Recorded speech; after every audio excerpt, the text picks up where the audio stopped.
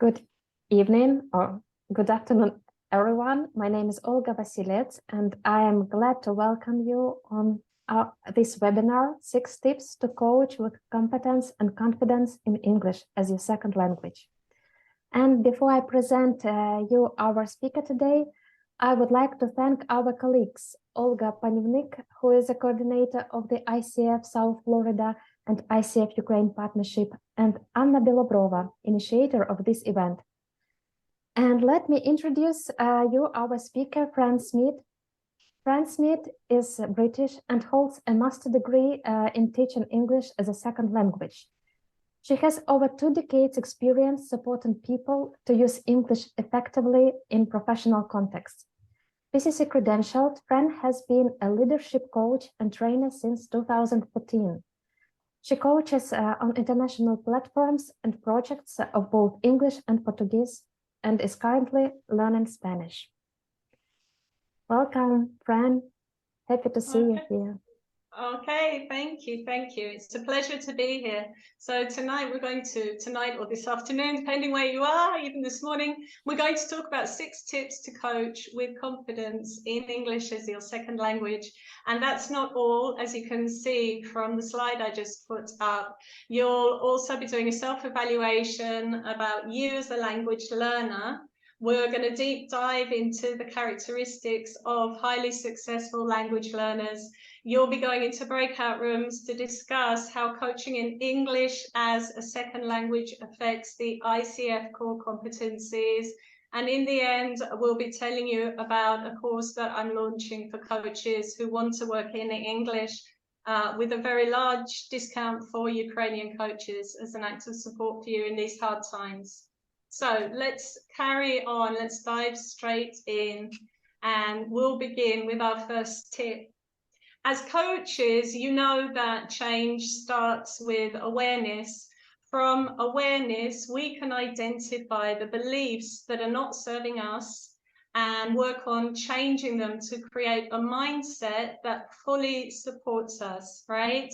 Which is why tip 1 of these 6 tips is to adopt the mindset and consequently the behavior of a successful language learner. But what does the mindset of a successful language learner look like? Well, researchers have studied this, and you're going to do now a self-evaluation based on their findings. So you'll need a pen and a paper or somewhere to write your answers, could be your cell phone, wherever you can write down. Okay, so get yourself organized, please.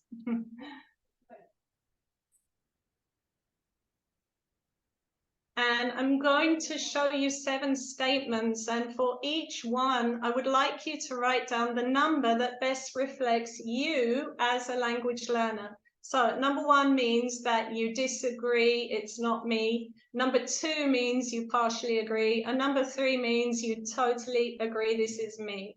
Okay? Then I'm going to show them one by one. Ready? Give me a thumbs up if you're ready. Yeah, I can see all these thumbs up. Wonderful. Okay, so let's go. So here we have the first one. And could you please write down 1, 2, or 3, according to you? Are you good at learning English? What's your opinion?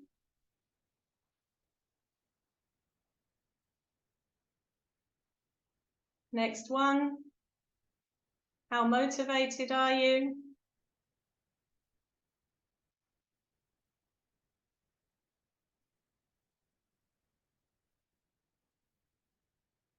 How do you feel about taking risks, making mistakes? You don't mind? You do?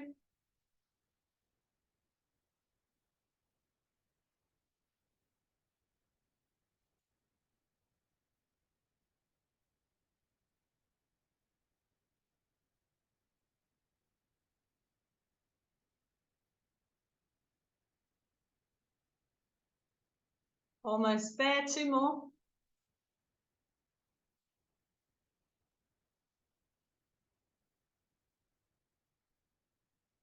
Well, if you're here today, you're making an opportunity, right?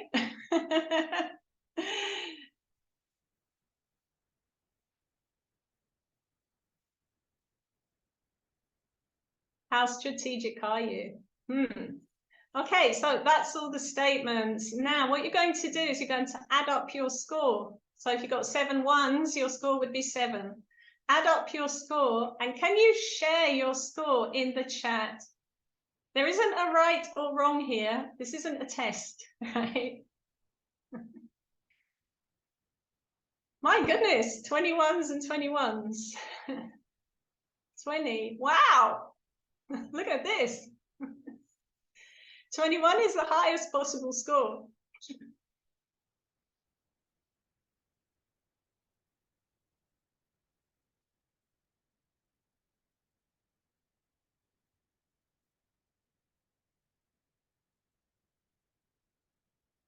All right, so we've got some very high scores in here. Now, if we think about those statements in more depth, beginning with the first one, I'm good at learning English. My first experience of learning a language was when I was 12 years old. So I'm 12 years old and I'm in London at school, and I need to learn French. And it's obligatory, I don't have a choice. And every week we had a test with vocabulary French words. And I didn't like those tests, but I found a solution. And my solution was to cheat, right? That was my solution. I'm a bit embarrassed to share my solution with you. I would like to say my solution was to study hard, but no. When I was 12 years old, that wasn't my solution. My solution was to cheat. If you've ever cheated in a test, could you raise your hands? Who wants to confess now to cheating? We've got 1, 2, 3. Oh, brave people who cheated. Okay. Well, of course, one day I was caught by the teacher who totally embarrassed me in front of everyone, exposing me. And from then on, I created a very, very negative association with language learning because of that experience. And I was pretty sure that I was a terrible language learner because of that. So our experiences create our beliefs. If you reflect for a minute on your score, I'm good at learning English, where does that belief come from, right? Is it a belief that supports you, or is it a belief that hinders you, that doesn't support, right?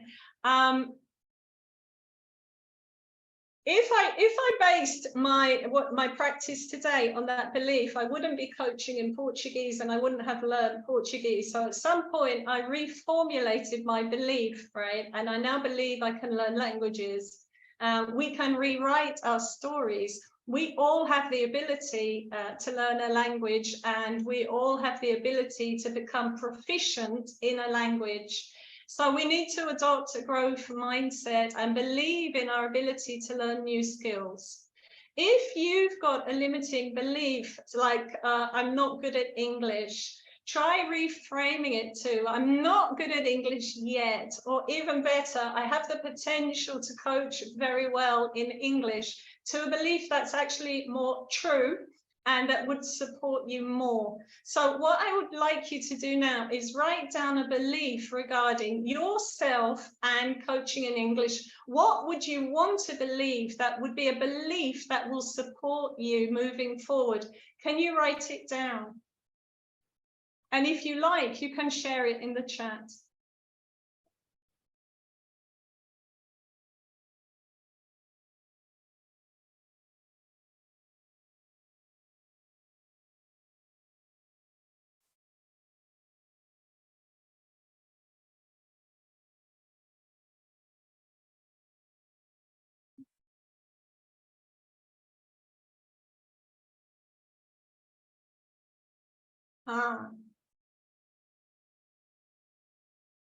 We're going to talk about mistakes, Elena. This is coming. Great. I love that belief. You can coach in English. Excellent. A lot of people do have enough English and they're just scared to begin.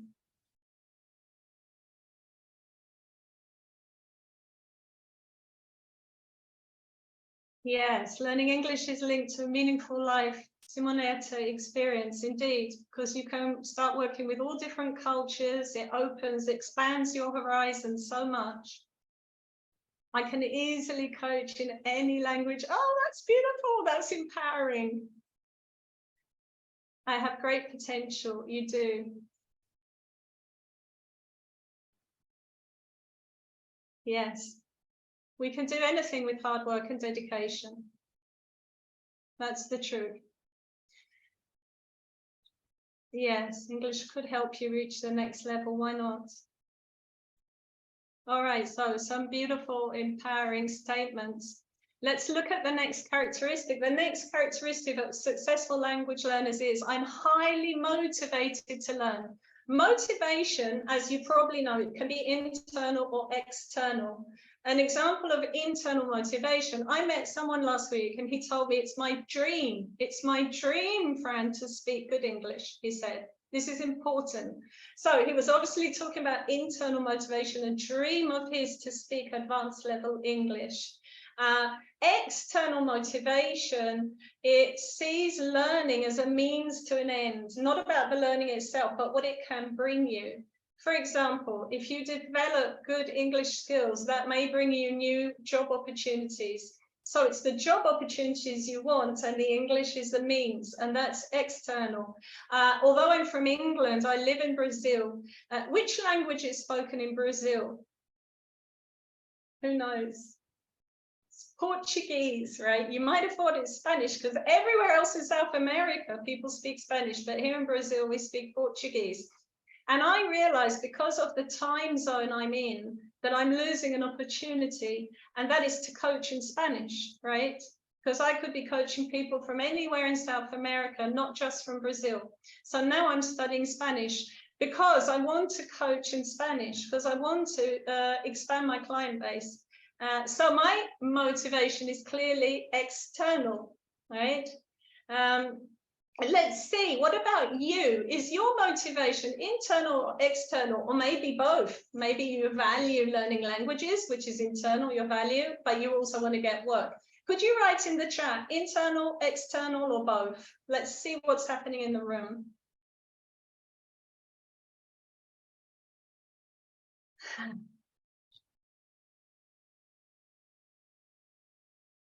Yeah, and I'm not surprised by that, because you have all the opportunities that speaking English bring, right? And not just in terms of having more clients, but in terms of networking and learning. And many people have as a value learning, right? And knowing other people. So we've got a lot of both there. Carrying on. I'm very lucky. Let me show you a picture. Right? It's a very personal picture, but I'm going to show you anyway. Okay, and it's me on the beach with my boyfriend. Right, so there we are, lovely Brazilian beach, and I won't show you all the bikini. Stop that quickly. Okay, I like the heart. Thank you, Natalie. Anyway, when I met this wonderful Brazilian man, I was very excited because he's wonderful, but also he spoke English. I thought, yes, he speaks good English, and he wanted me to speak to him in English. I said, okay. And then he said, you need to correct my mistakes. So I said, okay. But whenever I corrected him, he got upset. He got angry. And why? Why would that happen? I thought, why? He asked me, he wants me, I did it, he should be happy. But no, I found out that he's a perfectionist, right? He's a perfectionist, and he didn't like making mistakes, because for him, mistakes were a sign of imperfection. Can you relate? Who can relate? Who's got a perfectionist inside? Raise your hand if you've got a little bit of a perfectionist. Oh, a few, yes. Simoneta's got a big perfectionist. Okay, so quite normal. The bad news is that perfectionism and language learning definitely do not combine, right? And neither do perfectionism and coaching in a second language. I do understand that it's very hard when you've mastered one language and you speak it eloquently to suddenly find yourself talking like a 4-year-old again. But the only way to mastery is through practice. That's important, right? So I'm going to repeat that. The only way to mastery is through practice, right? Practice and practice and practice. And practice involves making mistakes.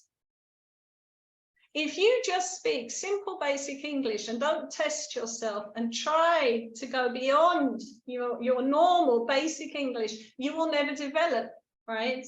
And when you try, right, and go beyond and leave your comfort zone, you will make mistakes as part of the process. So you have to be okay about that, right? You have to have a growth mindset and see those mistakes as opportunities. So when people come to my classes and coaches come, I tell them, you have to do one thing for me: make mistakes.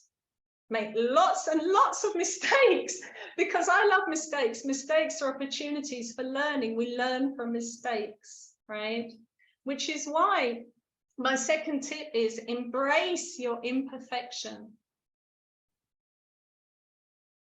Believe it or not, there are many advantages to imperfection.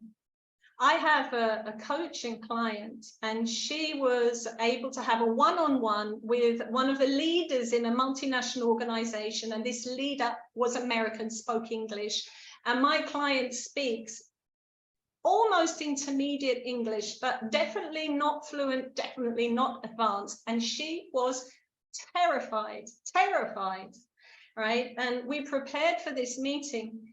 And I said to her, when you go in this meeting, tell the person, my English isn't good, I'm learning English, please be patient with me. Do that. And she recorded this meeting and she sent me an audio of it. And I could hear her beginning the conversation, and I could feel the judgment coming from the other side, from this American. And then I heard her say, I know my English isn't very good, I'm still learning, please be patient, I'm very scared about this. And I felt the change in the listener, the way the listener respected her, first for acknowledging her weakness, second for expressing it. And this American executive changed her attitude towards my client. And she was very supportive, very nice. So vulnerability can create a connection, right? And hiding your weakness, it just puts a lot of stress on you, and you end up not feeling you can be yourself. So it's much better to let it out there, right? So the coaches I work with, I tell them in their contracting session, they should say, English is my second language. How do you feel about that? And put that on the table. And the minute they say that, they feel better, right? And very often the client will say, well, that's okay, it doesn't matter. And if it does matter, it's better that you find out straight away at the beginning, right? So put the issue on the table, be vulnerable, and see that being vulnerable with your coachee or your coaching clients can change the power in the room, can create a connection between you, because you are going to ask your client to be vulnerable with you. Right? So it's a nice technique. It's not necessarily a bad thing. Right? I'm a bit lost here. Something else I've noticed about the power of coaching in a second language. I was watching coaches, a video recording they sent me, their coaches who are coaching in English, learning to coach in English. And I noticed watching them that they were speaking slowly. They were thinking more. And the impression it gave me was that they were very wise and mindful. That slowing down was actually, it made a positive impression on me. Because, you know, when someone is nervous and blah, blah, blah, blah, you know, and know that their words had power. So again, you know, when you think, oh, this is going to go against me, but sometimes it actually has a positive effect, right? But having said all of this, you do need to be able to communicate well enough in English to serve your client. Obviously, this is a question of ethics. So I'm not saying whatever your level of English, just go out there and coach. No, no, no, you need to be professional. So what is is your knowledge of English good enough to coach in English? That's the question, right? And that's a question people ask me. And in this slide, you can see 7 levels of English. with descriptors of those levels, with tests associated with each level. So just take a minute to look at that slide carefully. And where would you say you are? What's your level of English? When you've decided that, can you write your level in the chat?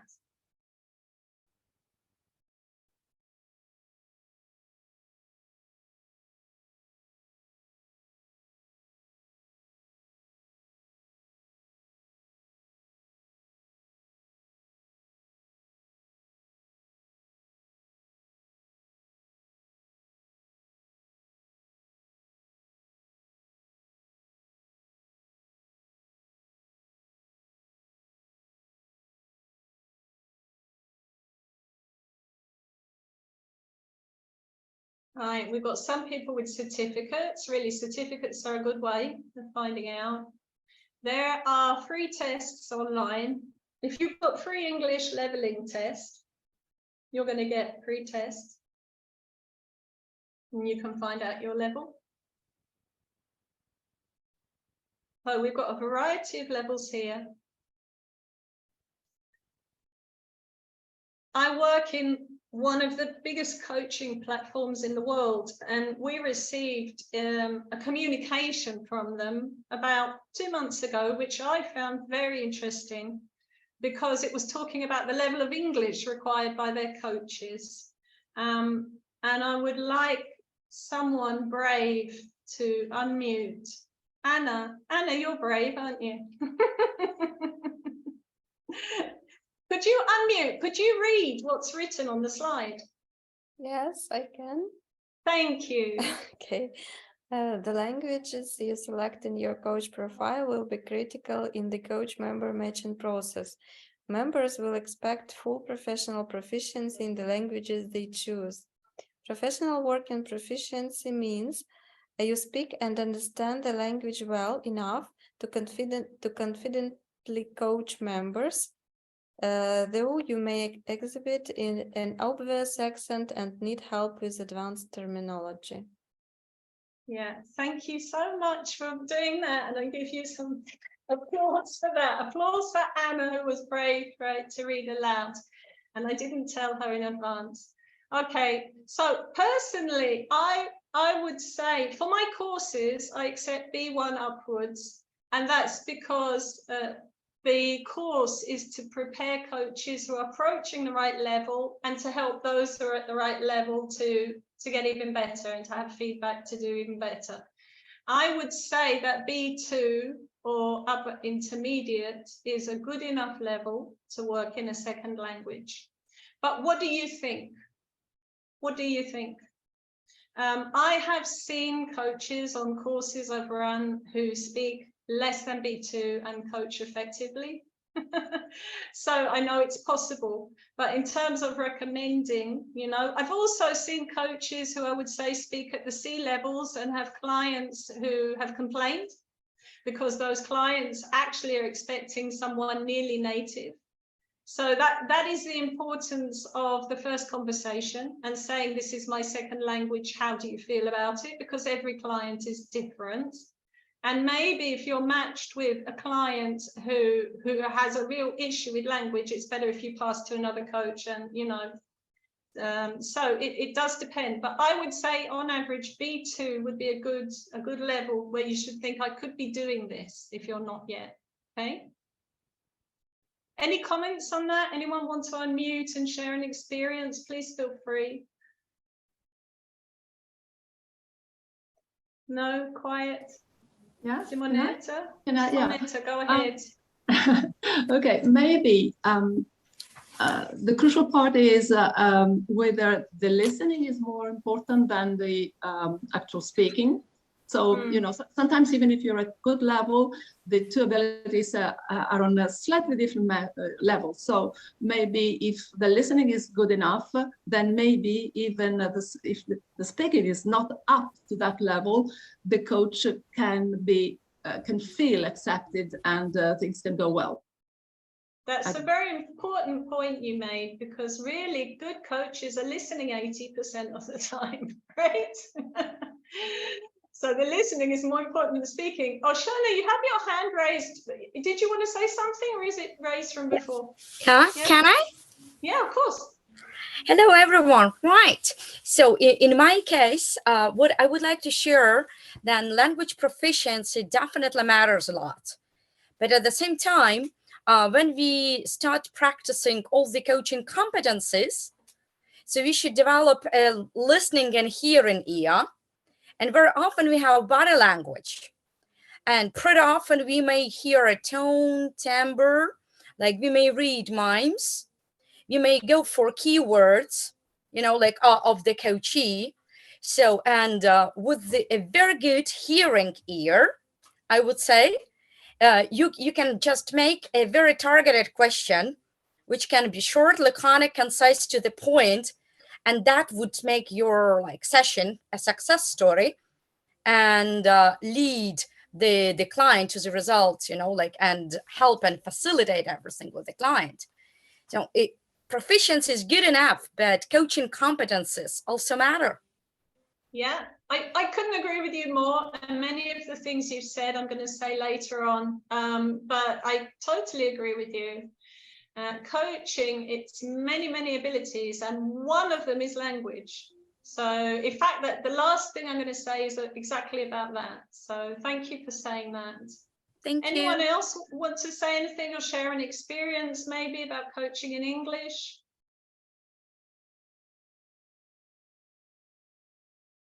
No? Okay, so let's carry on. I know it's a big room and it's a little bit intimidating, especially I've got one more note. Yo, go on, Oshana, please. Yeah, Please really, do. that's occurred to me, you know, and I get this is really important to share with everyone, because language is really good. And it's really important, like when we can communicate and we can feel that the language competency should be at a decent level. However, we should mind cultural backgrounds.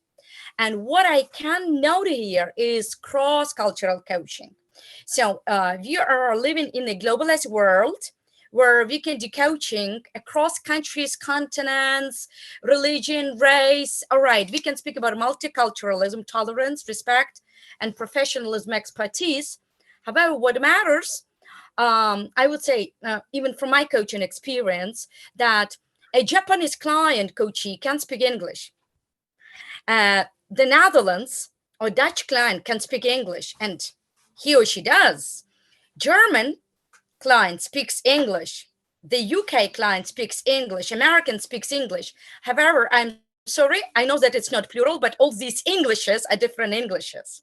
So all these Englishes have got, you know, like special mindset that actually like matrix system of Englishes still wired on the basic cultural background, and it cannot be ignored. Even everybody speaks best or excellent, perfect English, following the imposter syndrome. Yeah.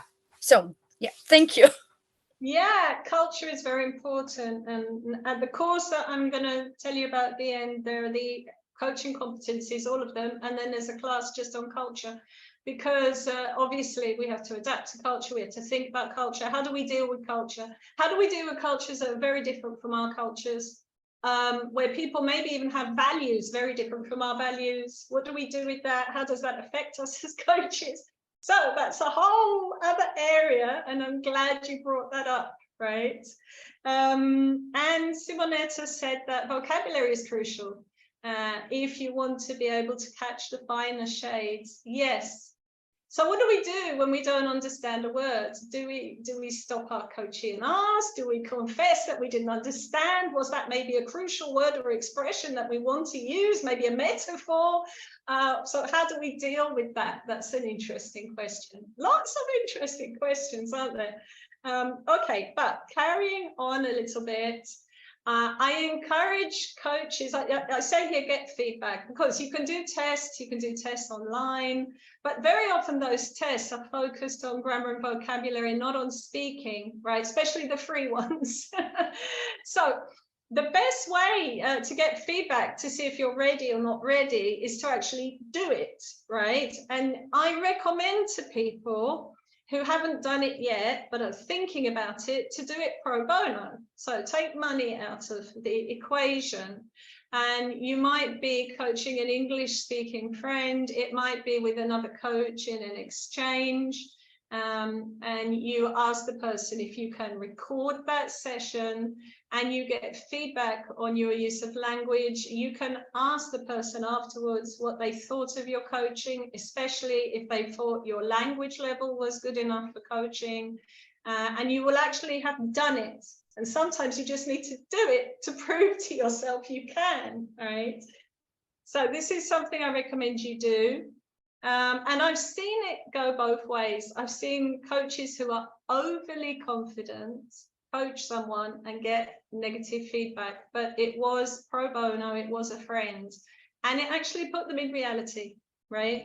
And I've seen coaches who are more than prepared to coach, but are scared and believe they're not, coach someone and have that positive feedback and realize they can do it. In fact, I had one, she did it with a Native American, and then she got a job on a platform. She's coaching in English every week. But that first time was very important for her. Okay. Raise your hand if you coach now or have ever coached in a second language. All right, so quite a few people. Good. All right. Many coaches do work in second languages. I do every day. It's very rare, though, for us in ICF webinars to talk about this. I've never seen it spoken about. I don't know why, because it's happening all the time. So now you're going to have a chance for me to shut up and for you to talk to each other about this, okay? And of course, talking English about this, because this is your opportunity. You do not need to be perfect. Don't be perfect. Make lots of mistakes, please. Okay, so you're going to go into breakout rooms of about 3 people. And in those breakout rooms, you will be discussing this slide. So could you please take a photograph with your camera of this slide or a screenshot, because you're going to need to refer to it in the breakout room. And I don't know a way to share it with you in there, right?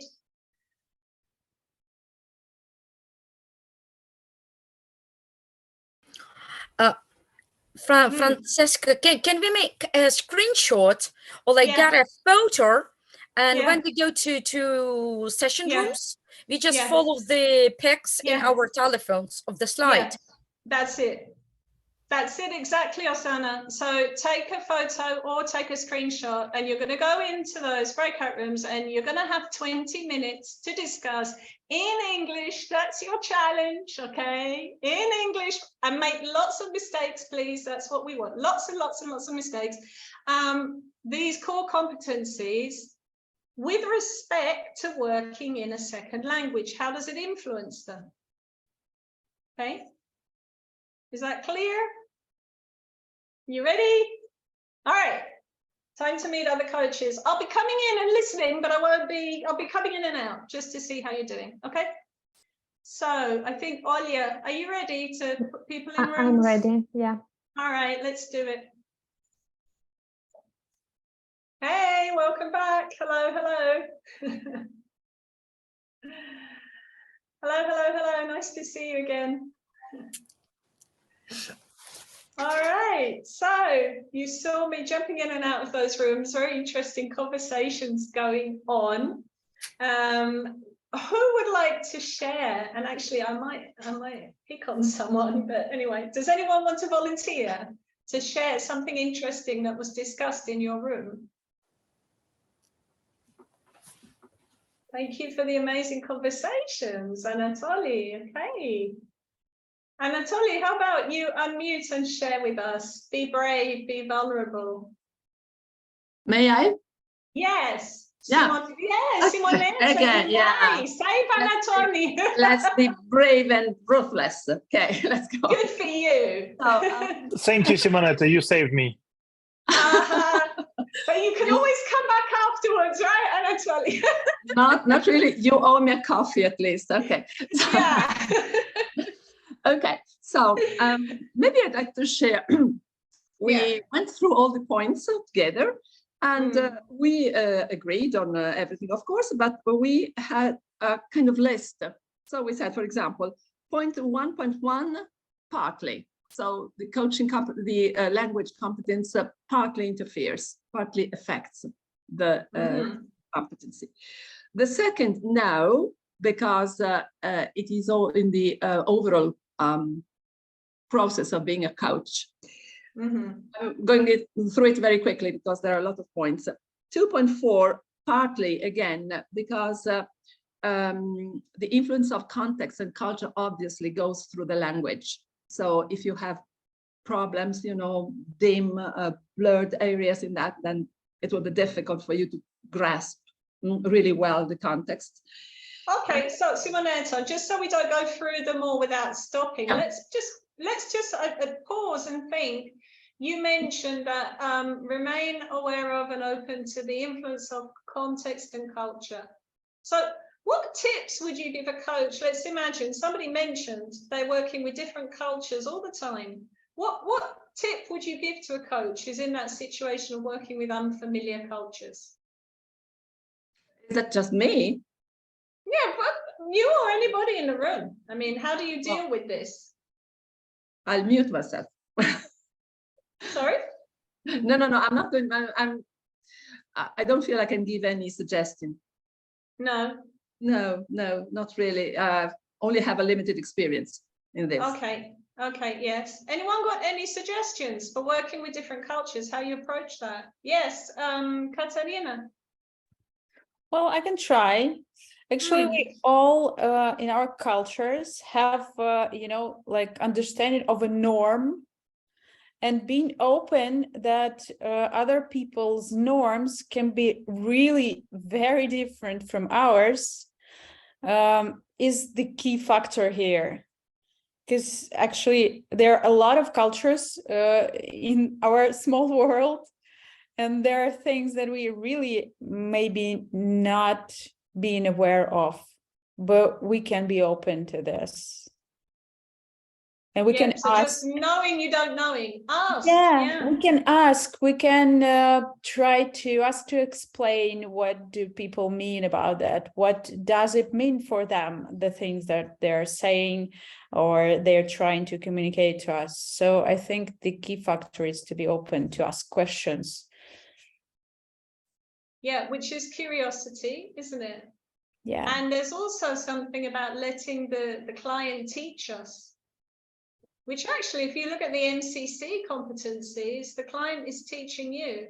And I had a client recently from Asia, and Asian culture, they're slower and more thoughtful than Westerners, let's say. So I would come in with a question. She says, I'm not ready yet. I haven't finished. I'm still thinking. She would actually stop me and teach me. And I realized she needed more time. And she needed more silence. So it was great for me because she just told me. Yeah, it's so interesting. Anyone else got a comment there about culture, working with different cultures? No? Okay. So Simonetta, where were we there? We were kind of going through. Please carry on. Okay, I think we were number 4.2. No, we did that. Yeah, we did. That was that one. Okay. 4.6, so we said no, because that is a core competency which is not affected by language. You know, I think you can demonstrate openness and transparency. Or maybe what you said about saying actually, admitting to not knowing the language perfectly.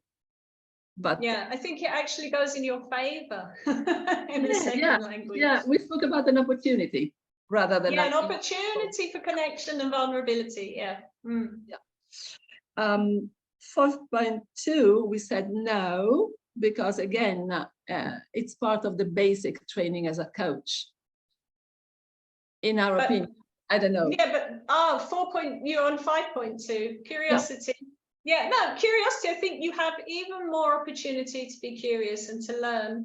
And I even have clients who say, oh, do you know this phrase in Portuguese? And they're kind of guessing I won't know it because it's not so common. I say, no, and they teach me it.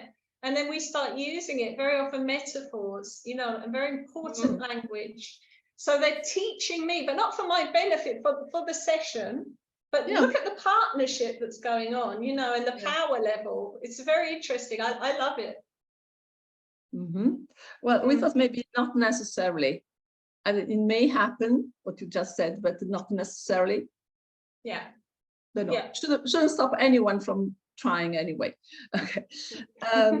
Then 5.5, we said partly, because if you admit to not knowing a language not so well, you're, as I say, you're showing you're vulnerable, and again, you're increasing the communication with your coachee. Yeah, so, you yeah. know, and I noticed, Oshana, you've raised your hand. Is there something you want to say about what we're discussing now? Yeah, pardon. What I wanted to add, it was about the Brazilian culture, right? And teaching in different languages. Is that very often, like when a Brazilian would say normal according to their norms and jargon, like meu só sei uma cara, and you may know all the words. Email só sei uma cara, but it's a specific idiomatic expression. What they mean that he's, you know, like really arrogant and every time disrespects the other people and maybe, you know, like treating people in an aggressive way, smart aleck, kind of smart aleck. Yeah, so it's very interesting when the client may explain, for instance, what it means, ser uma cara, in Portuguese, but at the same time, it's very nice to use metaphors immediately and to connect the metaphor, like my boss is a real face. What is it? Okay, my boss is a real face. Does it make sense? Then he explains or she explains what it means. It means that he is smart aleck or like very arrogant. Good. Then how do you connect face and smart aleck? Or being so you have arrogant. Opportunities to discuss language everywhere, like opportunities are everywhere. Like you can get insights immediate, like competency 7, then go into competency 8, like plan, action plan, and so on, just using this linguistics thing. That's a powerful instrument. It is. And something else came to my mind about the Brazilian culture. There was an North American coach coaching in a Brazilian company here. And her feedback to the people in the Brazilian company is you need to be less emotional. Now, if you compare North American and Latin cultures, Latin people are much more emotional. It's part of the culture. So she was literally coming in and her advice, and anyway, who said she should have been advising? She was that they should literally deny their culture and be more like North Americans. Well, when I heard this, I thought, hang on a minute, you know. So we really do need to be careful and aware and respectful of other people's cultures, you know. Can I make another comment just from today's experience? This is about cultures. So 4 hours ago, I had a coaching session with like a Swedish coachee. And we were speaking about like management styles and board of directors from their multinational company. And what the person claimed and was trying to find a solution about is that some people, peers on the board, are pretty rude. And what they can be doing, raising a voice, being rude, going into emotional disbalance, which is really disrespectful because everyone is in the same shoes. Everyone is a board director, but chief finance, chief operations, chief legal, chief compliance, and they are equal. So what is that? And I said, who is your like chief compliance? Italian. Oh, chief compliance Italian. Then what would you say if chief compliance, being Italian, would be very soft, gentle, quiet, neutral in the communication? Isn't that ignorance, reluctance to join and share responsibility, take accountability? Yeah. So lots cultural background. So again, it depends. It varies like a lot, context to context. Yeah. and asking your client, well, what do you think from a cultural perspective? Have you considered from a cultural perspective what might be happening? Could you be making an assumption there? If he were in this room, how could you discover these kind of questions? Yeah. Okay, Simonetta, shall we finish? Thank you. Yeah. Why not? Okay, so we are at point 6.3, is that correct? That's correct. That's correct. We said yes, definitely, because when you have to summarize someone else's words, sentences, and then really your language competence comes into play. So that yeah, and even more that asking, so what I heard was da da da. Is that correct? And checking. Right, knowing that maybe your listening wasn't accurate as well. I mean, good coaches would anyway say, is that correct? Is that right? What do you think? So, but it's even more important, yeah? Yeah, you ask for feedback, of course.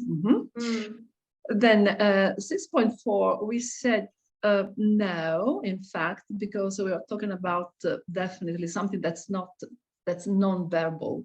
It's body language. So maybe this is the point in which really this doesn't come into play. And the last one, I forgot to write down what it is, so I can't remember up into the turn numbers, but the full meaning. Maybe partly, because again, if you have to integrate the client's words, you need a very clear understanding. And even if you have a clear impression or out of the body language, you need to be quite good in communicating it to the client so as to give a precise picture of what you saw or you thought you saw and felt. Yeah, and you can always investigate the meaning of the client's words with the client. So what does that word mean to you, just to check, which is a good coaching skill anyway, because even using the same word, different clients have different understandings of that word is to them. So it's an opportunity to explore. Let me just see what's in the chat here and think. Somebody, Judith, is Judith in here? Judith posted a link earlier for peer coaching opportunity. Judith, could you unmute and tell us about this link you sent for peer coaching in? This is an opportunity where you can register. There are 3 time zones available, and this is a Zoom call, and they pair together with somebody, with other coach, and you can coach each other in English. In English, okay. And so they're peers and they're agreeing to practice English, coaching in English. Is that the idea? Yeah? It's the idea is, I think, practicing coaching. So not the purpose practicing English, it's practicing coaching.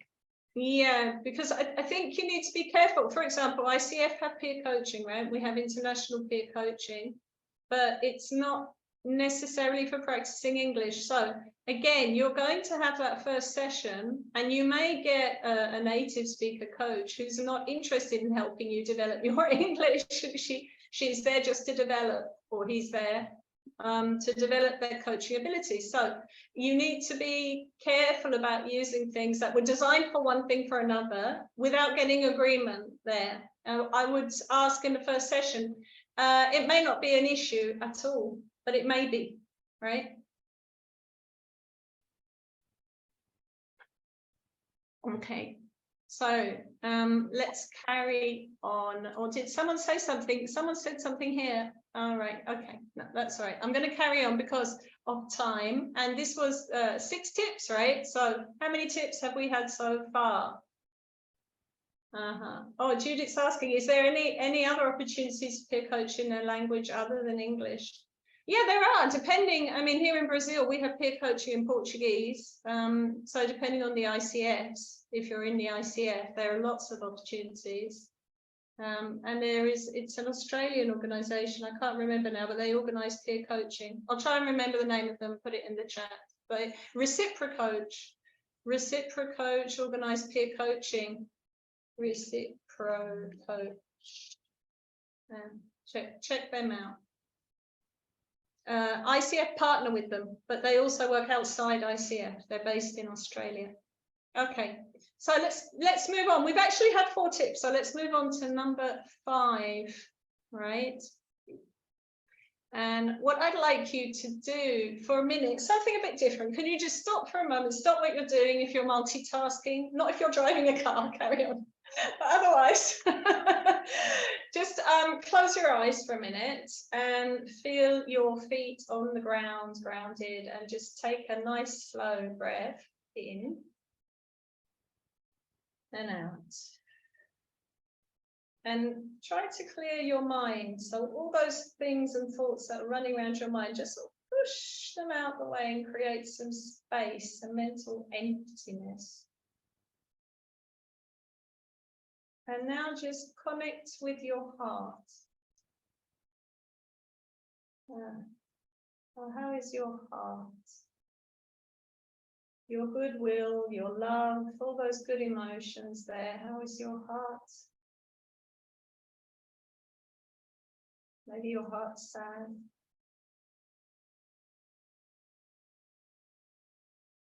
And then go down and connect with your gut, with your intuition, with your courage. Just connect there. Feel that.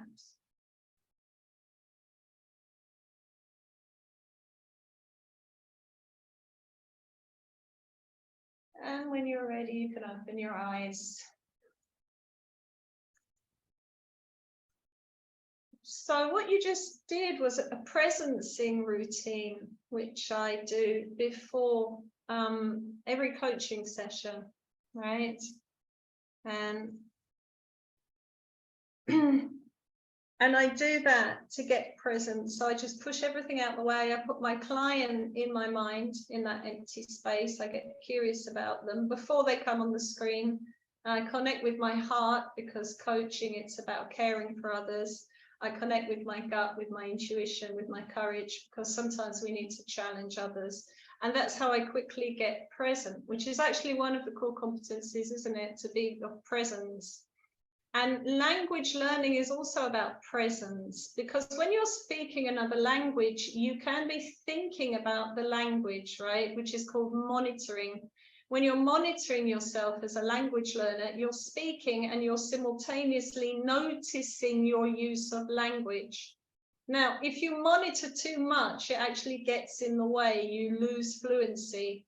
But if you monitor somewhat, you gain accuracy. If you speak without thinking about what you're saying, you may be fluent but inaccurate. So monitoring is a process which happens when you're speaking a foreign language, and you control that. And presence is something that coaches usually are controlling. They're distancing themselves slightly and looking at their thoughts. Well, I do anyway, and I'm kind of thinking, oh, now I'm feeling vulnerable, now I'm judging, oh, now I'm wanting to advise, but I'm not going to, you know? So it's a kind of emotional control that's going on when you're coaching, and it's a kind of mindfulness that's going on when you're using another language, when you're speaking in another language. So I'm actually trying to go to my next slide here. And it's strange, I'm not showing you the slide that I want to be showing you, but okay. Fran, we see the same slide. How can coaching in a second language affect? I know, yeah, and okay. I'm not sure why that is, because I'm showing another one. I would like to be showing that one, but they're not changing anymore. Okay, well, let's leave it as it is. It doesn't matter, but I can talk without showing a slide. What I'm thinking about is how your presence is affected by working in another language. What are some of the effects that you might feel?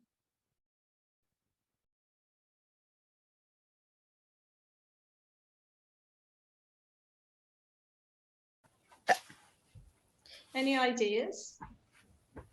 Could you repeat the question again? I had some video lagging and sound, disappeared. Yes. How does coaching in a second language affect your presence as a coach? How does it alter it? Or in my case, it's like bilingual proficiency.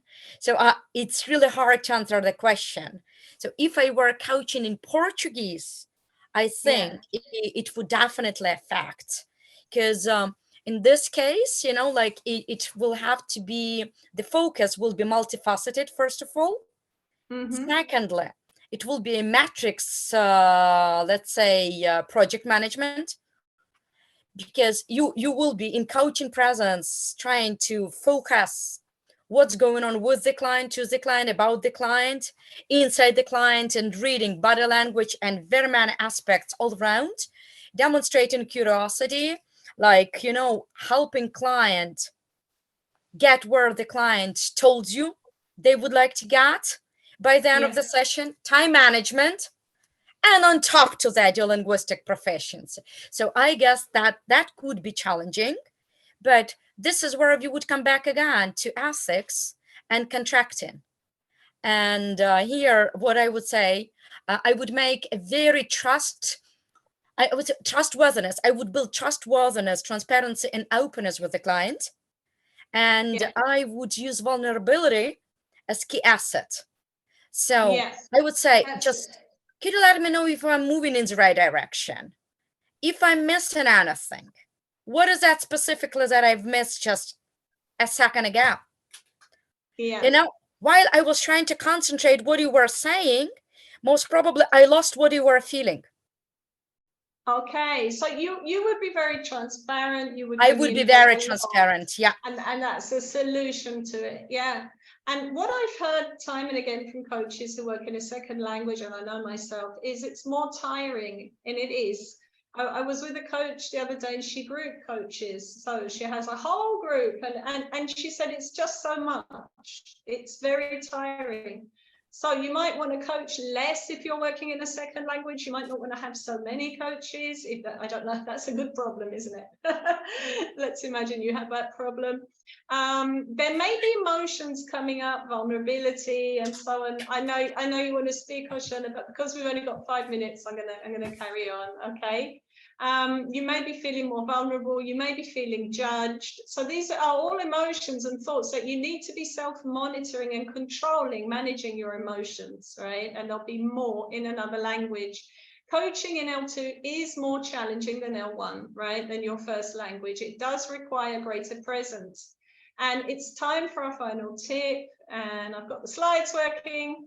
Look, competent coaches do a lot of things. We notice emotion, we hear what's said, we hear what is not said, right?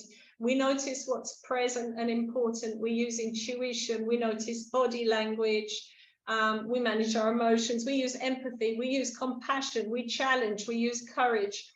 My experience is that less is more in coaching. Short, simple questions and lots of listening are the characteristics of good coaches, right? So language does not need to be sophisticated to be effective. Language does not need to be sophisticated to be effective. That's important. The newer the coach, the more they tend to speak. In coaching, we learn it's not about us, it's about our clients. Get out of your head and stop making it about you and start making it about your clients. And please keep things in perspective. Language is only one thing of many, many, many, many abilities and skills and things that coaches are considering. So don't make that the thing, okay? I think that's what I wanted to say. And I've got lots of these slides appearing. Let me see if I can get the one I want now. Yes, okay. So we're right at the end here. I thank you so much for coming. I am beginning a course next week, which is for coaches. I'm currently running 2 courses. I'm running one in Miami, North America. I'm running one in South America. And someone from Ukraine asked me to open one in European time. So I'm opening it in European time. And I know that times are very difficult, and my heart goes out to you for the terrible things that are happening in Ukraine. All I can say is that I would like to give you a discount of 50% if you want to study this course, considering the situation. And there will be a Google form if you're interested in taking this course. What happens in the course is we go through the core competencies, we practice coaching, you receive feedback on your English, and you work on developing your abilities. That's it. And I'm going to put in the chat a form. If you are interested in taking this course, complete this form. And it does ask you for your level as well, your level of English. So I'll put it in the chat. And if you'd like to, you can enroll on this form. If anyone has any questions, you're welcome to ask them. Otherwise, I'm finished.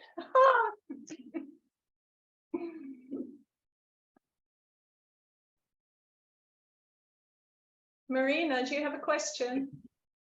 Yes, please.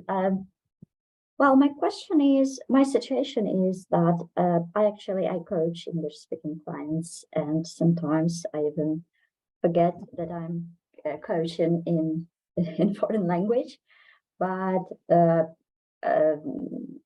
things are different with the different clients, and it depends because people have different accents, different manners of speaking.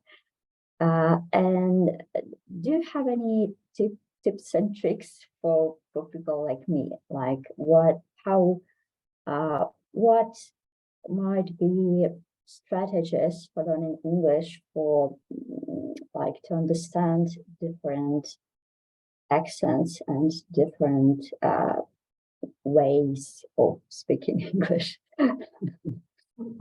Yeah, well, I mean, practice makes perfect, obviously. There is a website called Elo that's got 3 L's in. I just put it in the chat. 3 L's, not 2. Oh, actually, I think it's Elo.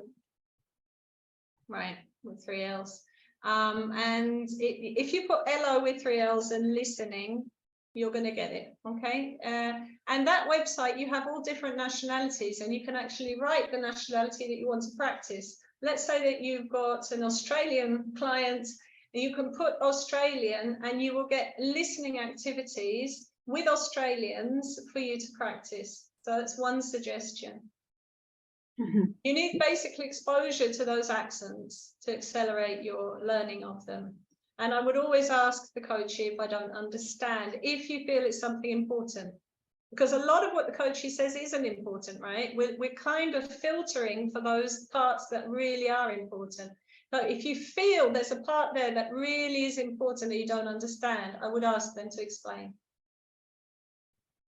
Is that helpful? Yes, thank you. Thank you. And thank you for the webinar. It was really helpful. Yeah, and for a dose of motivation. Yeah, thank you. You're welcome. Anyone else? No? Okay. So, Alia, would you like to close to finish the webinar? We need to talk about the resource development as well, don't we? Yes. Thank you, Fran. That it was amazing webinar, and it's really inspiring and motivating, and bring a lot of like belief in our language skills and possibilities.